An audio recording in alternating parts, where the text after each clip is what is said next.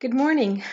I'm Linda, the Immortal Alcoholic's wife, and I'm doing this little Sunday morning coffee chat with you.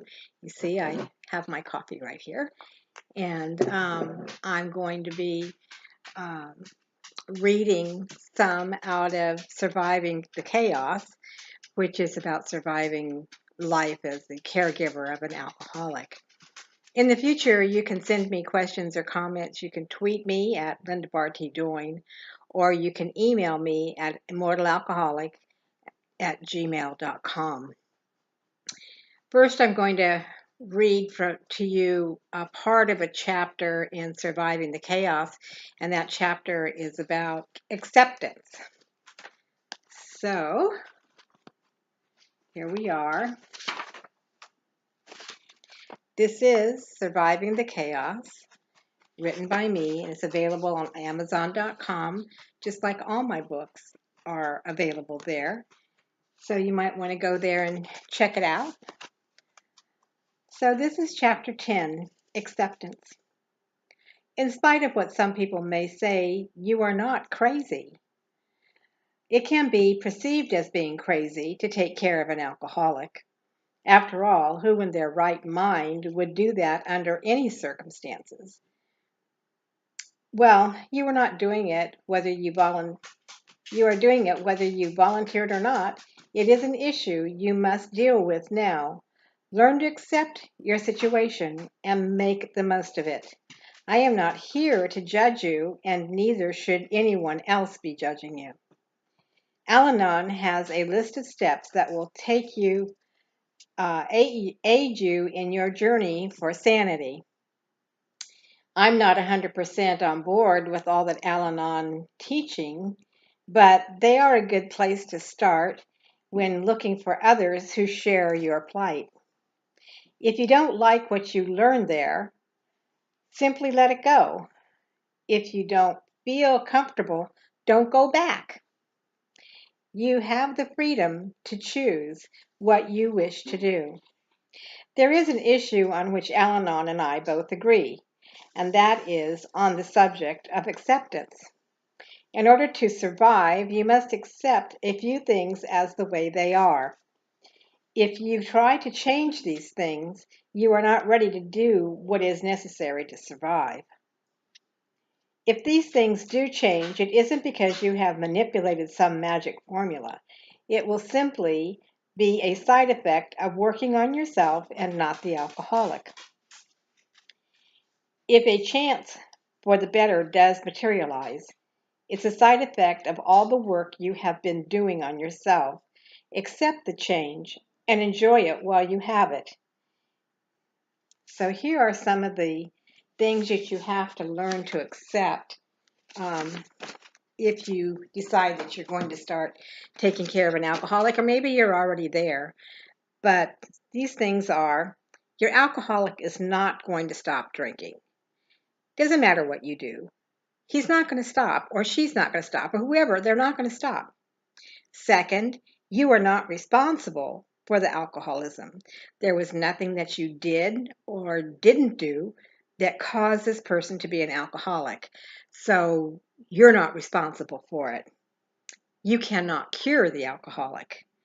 The only person who can make sure the alcoholic gets cured is the alcoholic. They have to want what is offered to them. They have to want to no longer drink. Your goals do not match the alcoholic's goal. Your goal is to survive. Their goal is to stay drunk. Number 5, no amount of love will make it any better. Doesn't matter how much you love them or how much they love you, they're going to love the alcohol more. 6, you were born into this world as an individual. You have the right, you have the power to be that individual that you were born to be. 7, you have the ability to make your own decisions.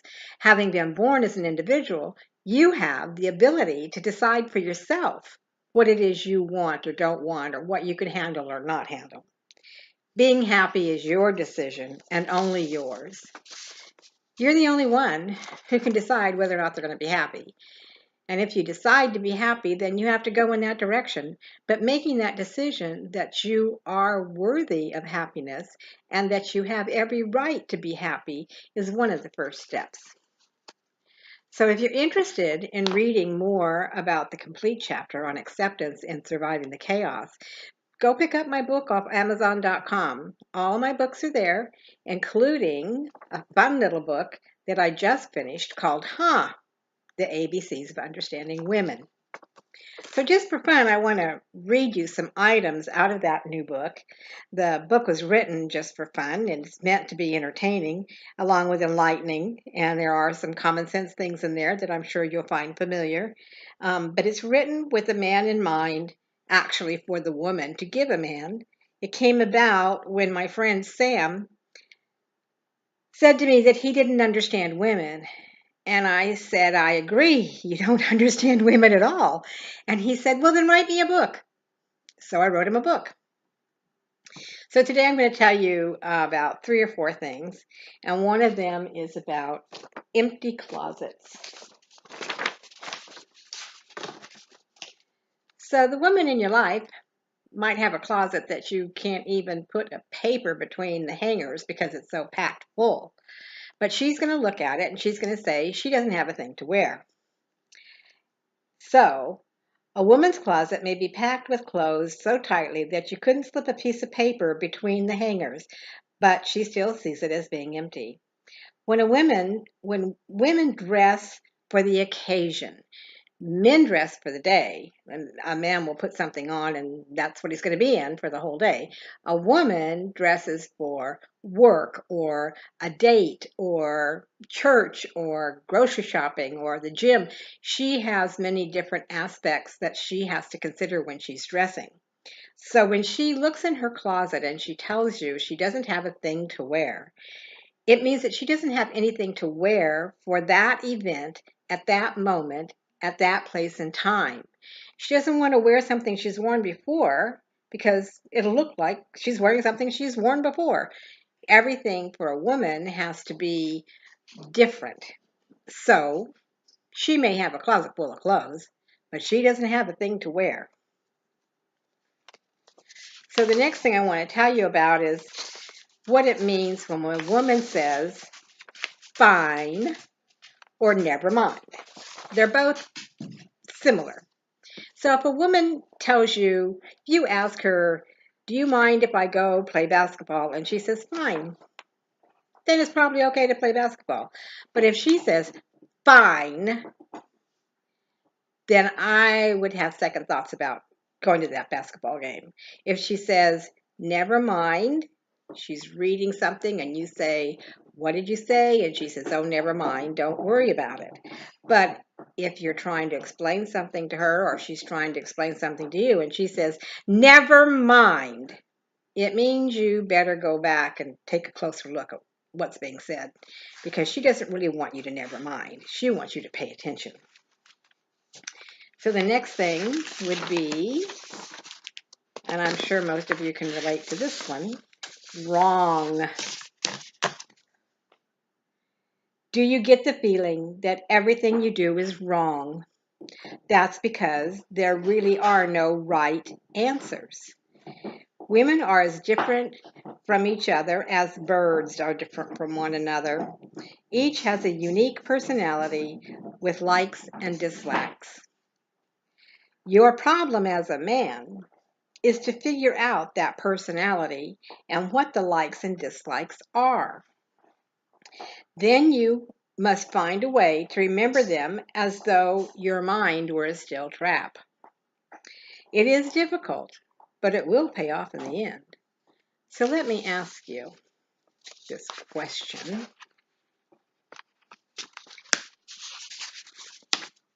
If a man speaks in a forest